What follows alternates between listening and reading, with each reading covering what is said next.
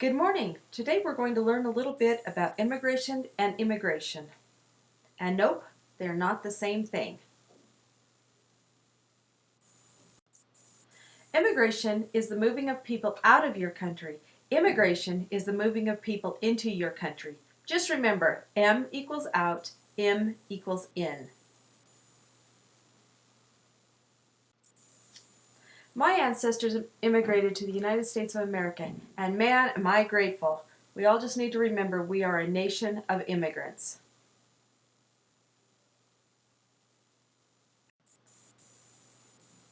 So, let's learn a little bit about the process that our ancestors went through. Here are some places that can help us. And just remember, I always think that when learning about a new topic, education is very important.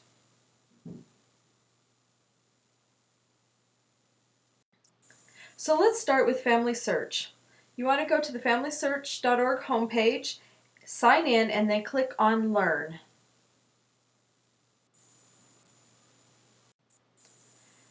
Now what we're going to do is go to the Wiki. That is my favorite place to start when I'm totally clueless, which happens a lot. Type in any topic that you want to learn about. For this training, let's type in immigration.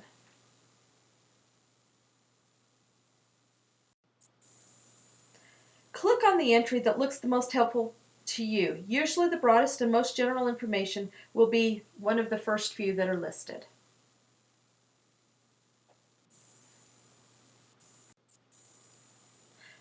Now you can read all about your chosen topic. Remember that the wiki is always there, so if you have to go back for a refresher, no worries, you haven't lost it. Now let's try to apply some of what we have learned. Let's start at the Family Search homepage and click on All Published Collections.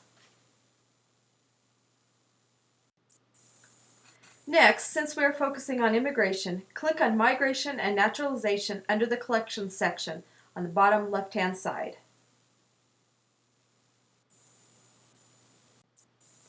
When we click on it, we see that there are 80 collections under the Migration and Naturalization topic.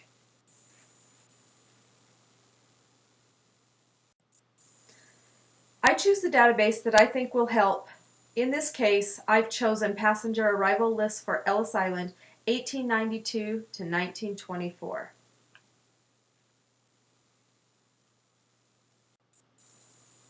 Next, you enter a name and click Search. Remember to stifle the urge to fill in all of the boxes. Start broad, look at how many results you get, and narrow from there. If you need to narrow it down, use the filters on the left-hand side if you get too many results. I added Lithuania to filter through my big 32 whopping results just for the fun of it. Look what happens. Lithuania, I add that filter in and no records. It definitely helps to know some of your history of where you're searching. Lithuania was under Russian rule during the time period that I'm interested in. Therefore, Lithuania didn't work well. Next, we change the filter to Russia. I now have 5 results. Because of the weird names and spellings, I will go through all 32 results just to make sure nothing is missed. However, if you have 2 million results to go through, going through them one by one isn't an option, and the filters become really important.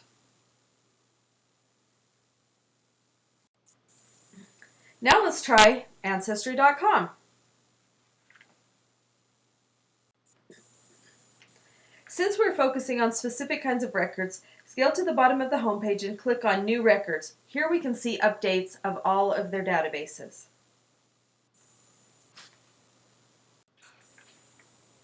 New York passenger lists were updated just a few days ago. Click on that collection. For my example, I put in my awesome Joseph Shaquitis name. Don't add any filtering. Okay, some Shaquitises come up, but no Joseph. Hey, wait a minute, I recognize those names. What the heck are they doing in Bermuda?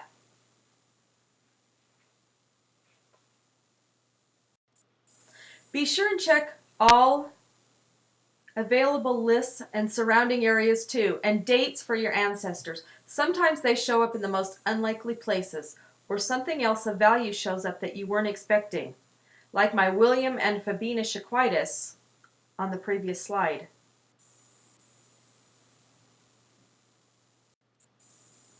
Don't forget to look at all of the data collections to see if anything else looks promising.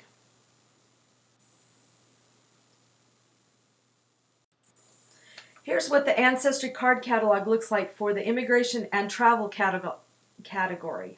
To get to this point, you'll click on search on the home page, then click on card catalog, and then click on immigration and travel under the filter files.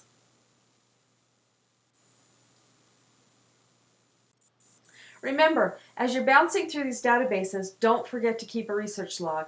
A research log takes a little time up front, but it'll save you hours of going in circles. Now, off you go to find your own immigrant ancestors. A super special thanks to Eleanor Wollenzine and Pat Henshaw for their compilation of the handout. Happy hunting! Auf Wiedersehen!